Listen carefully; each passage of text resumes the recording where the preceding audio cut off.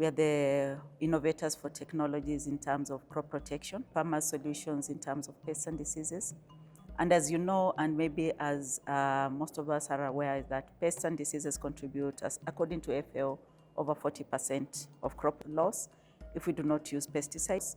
If we do not even use, we can get 100% crop loss because pests and diseases are becoming a big problem, especially with climate change. We are seeing emerging pests, we are seeing new insects and diseases coming up.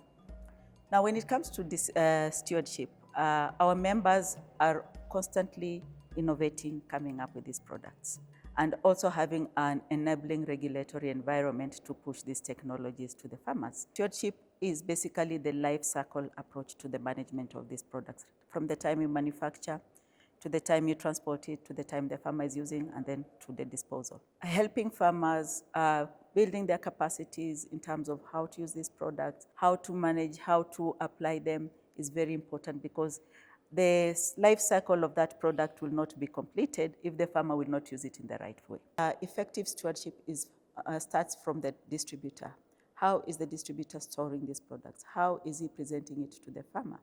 How is the farmer getting it from the distributor, and how is he taking it to his farm? And then when we're looking at the farm, how is he using this product, and is he using it in the right way? This is one of my most exciting achievements. First one is where we have integrated the youth. We train them, build a very rigorous kind of training. We ensure that they even undergo some exams, and ensure that the youth really understand the pesticides or any other technologies that the farmers use.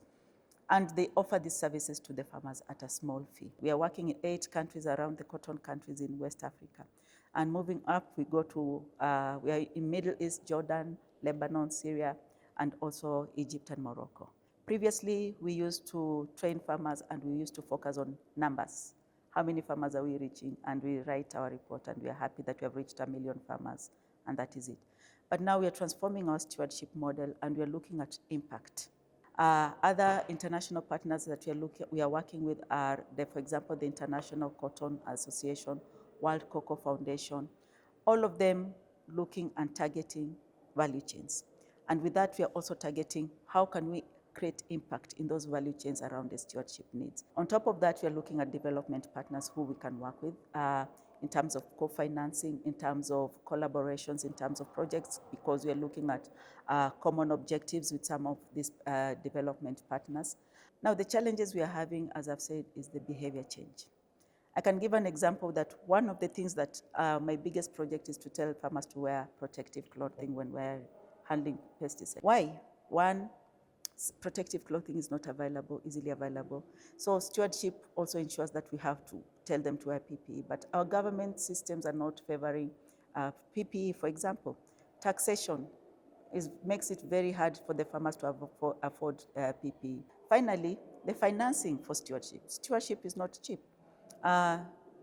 Targeting farmers, reaching out to them is also a big challenge. We are always talking about the tomatoes we are eating. You're always talking about the foods we are eating. How safe is your food? Right stewardship, safe food.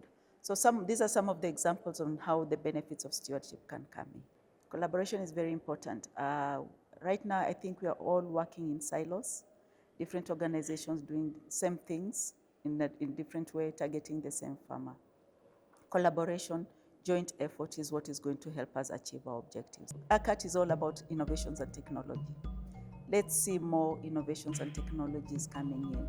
Let's see how we're going to help the smallholder farmers. So for me, I think as we go forward in agriculture, as we go forward, how are we going to convince our different leaders from the different countries in Africa in terms of them committing a percentage of their GDP to agriculture, and through innovation and technology? How does innovation technology for the farmers fit into the CAADP strategy for agriculture?